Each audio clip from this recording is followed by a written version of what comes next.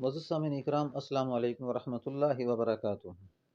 آج ہم جس موضوع پہ بات کریں گے وہ ہے علم تعبیر کی فضیلت صحابہ اکرام اور بزرگان دین کی اقوال کی روح سے۔ اس سے پہلے دو ویڈیو پارٹ 1 اور پارٹ 2 میں ایک پہلی ویڈیو بنائی تھی آیات قرآنی سے علم تعبیر کی فضیلت و تصدیق، اور پارٹ 2 جو تھا علم تعبیر کی فضیلت احادیث نبوی سے۔ اب یہ تیسری ویڈیو جو ہے علم تعبیر کی فضیلت صحابہ اکرام اور بزرگان دین کے اقوال کی روح سے ہے۔ تو چلتے ہیں اپنے اصلی موضوع کی طرف۔ اگر آپ چینل پر نئے ہیں تو ویڈیو شروع کرنے سے پہلے چینل کو سبسکرائب کر دیں، بیل آئیکن کے بٹن کو دبا دیں اور ویڈیو کو لائک بھی کرتے رہیں اور ثواب کی نیت سے شیئر بھی کرتے رہیں، تاکہ قرآن حدیث کی روشنی میں لوگوں کو خواب کی تعبیر معلوم کرنے کا طریقہ اور سمجھ معلوم ہو جائے۔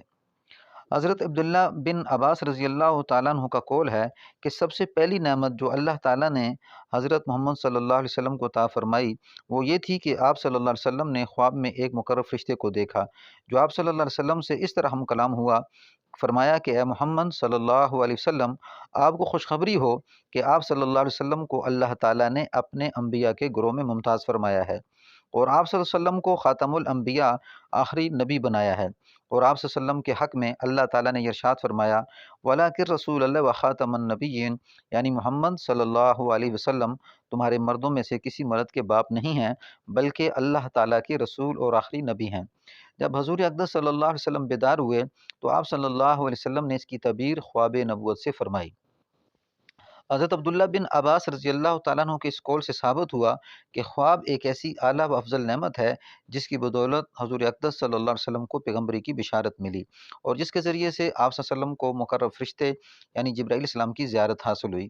تو جس علم میں ایسی افضل چیز کا ذکر ہو لا محالہ وہ بھی افضل ہی ثابت ہوئی۔ بس اس قول سے صحابی سے یہ علم تعبیر کی فضیلت بخوبی ثابت ہو گئی۔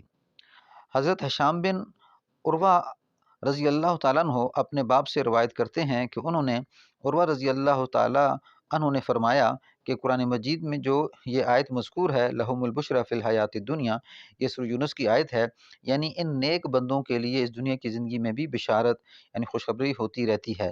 اس آیت میں بشارت سے مراد نیک بندوں کا خواب ہی ہے۔ خواب نیک بندہ خود کوئی نیک خواب دیکھے یا کوئی دوسرا شخص اس کو خواب میں دیکھے، اس قول صحابی سے یہ امر بخوبی ثابت ہو گیا۔ خواب ایک ایسی اعلیٰ و افضل چیز ہے جس کو قرآن پاک میں بشرا یعنی خوشخبری سے تعبیر کیا گیا ہے۔ خواب کی فضیلت سے علم تعبیر خواب کی فضیلت بھی بطریقے سابق ثابت ہو گئی۔ اس قول سے یہ بھی بخوبی ثابت ہو چکا کہ یہ علم بڑا ہی لطیف اور نازک ہے، اور یہ اظہر من الشمس ہے کہ نازک چیز اعلیٰ و افضل ہی ہوا کرتی ہے۔ السلام علیکم ورحمۃ اللہ وبرکاتہ۔